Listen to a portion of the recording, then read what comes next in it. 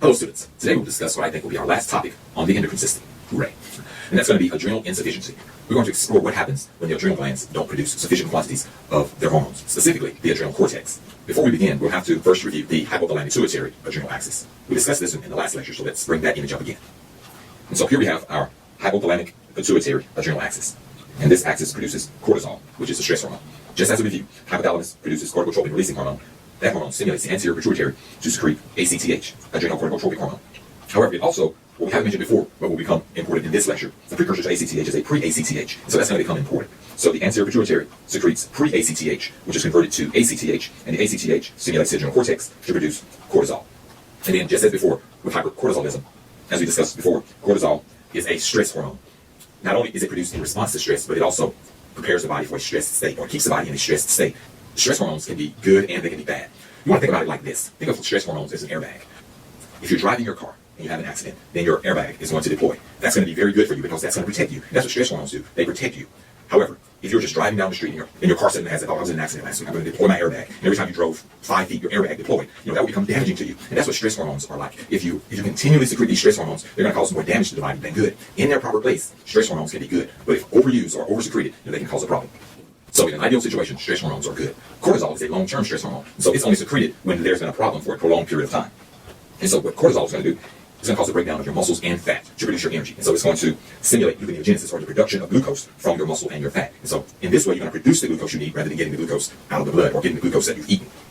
And so gluconeogenesis is going to cause the production of your glucose from your fat and your muscles. Two things that we have not mentioned before is the regulation of this axis. Just as before, once cortisol is produced, it will signal to the anterior pituitary and to the hypothalamus that there's enough cortisol so that the hypothalamus can cease secreting CRH, corticotropin releasing hormone, and the anterior pituitary can cease synthesis of ACTH, adrenocorticotropic hormone. And so there's a negative feedback of cortisol on the anterior pituitary and the hypothalamus. And this makes sense because once there's sufficient levels of cortisol, you don't want to keep stimulating its production. Now let's discuss what can happen to cause this axis to not produce cortisol. In the first situation, let's deal with the adrenal cortex directly. There are lots of ways that the adrenal cortex can be affected to decrease its synthesis of cortisol, but we're only going to talk about one of them for now. In the first situation, the immune system can actually create antibodies that destroy the adrenal cortex and prevent its production of cortisol. Let's indicate that one here. In this first situation, the immune system produces an autoantibody. These antibodies go and bind to the adrenal cortex and damage it and prevent the adrenal cortex from producing cortisol. This is the first way that we can reduce the production of cortisol. The second method involves the anterior pituitary. The anterior pituitary can become diseased and prevent its production of ACTH, adrenocorticotropic hormone. So we can indicate that one here. In this situation, we have a diseased anterior pituitary. And once diseased, the anterior pituitary cannot secrete ACTH, adrenocorticotropic hormone. And with no ACTH, there's no stimulation of the adrenal cortex to produce cortisol. And so in both of these situations, we have insufficient levels of cortisol. Let's look back at the autoimmune disease. Because this one affects the adrenal cortex directly, we call this a primary adrenal insufficiency. And because the one involving the anterior pituitary affects cortisol production indirectly, we call this a secondary adrenal insufficiency. And so let's indicate these two. So in the first case here, we have a primary adrenal insufficiency when there's a direct effect on the adrenal cortex. And in the second case, it's called a secondary adrenal insufficiency if the anterior pituitary is affected. Adrenal insufficiency not only affects cortisol production, but also affects the production of another hormone, and that hormone is aldosterone. The primary physiological response of aldosterone is the maintenance of normal blood pressure. So let's indicate that here.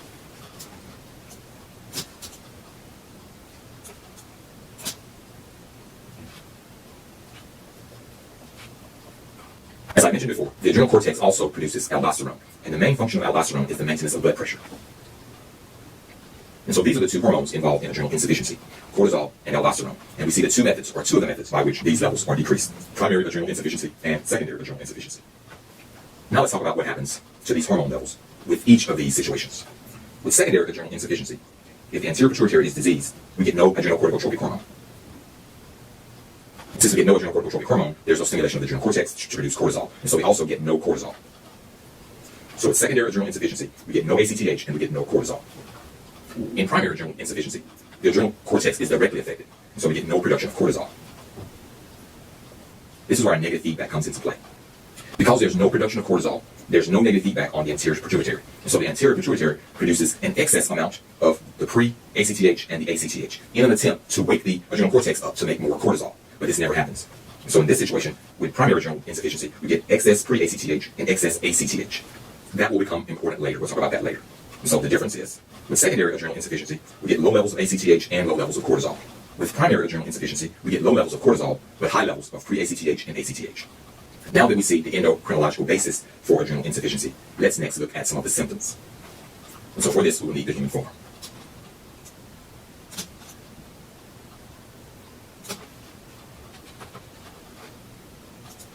Shown here are the symptoms associated with adrenal insufficiency. Let's go over these.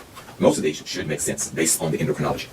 Let's discuss the low blood pressure. This one should make sense. You're going to have low blood pressure because there are insufficient levels of aldosterone. And so aldosterone maintains the blood pressure. And so without the aldosterone, there's going to be low blood pressure.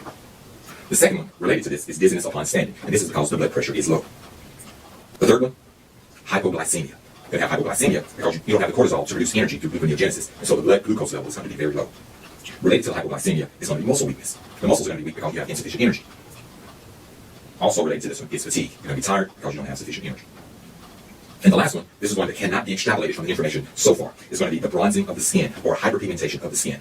Now let's explain why that one happens. Remember, with primary adrenal insufficiency, you have no cortisol being produced. And so without the cortisol, there's no negative feedback on the anterior pituitary. And so the anterior pituitary is thinking to itself, oh, I'm not producing enough ACTH to cause the adrenal cortex to produce cortisol. And so the anterior pituitary is going to secrete excess ACTH in an attempt to get the adrenal cortex to produce more cortisol. However, this never happens, and so the levels of ACTH rise. Also, the levels of pre-ACTH rise, pre-adrenocorticotropic hormone. This pre-ACTH is also the precursor to melanocyte-stimulating hormone. And so this hormone causes the melanocytes to produce melanin, the primary pigment for our skin. So let's indicate that one here.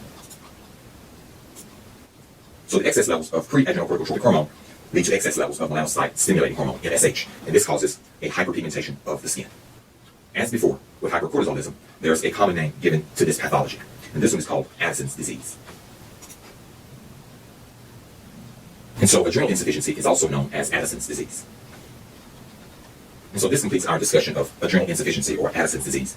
And it also completes our last lecture on the endocrine system, and it also completes this lecture. I hope that you've learned a lot.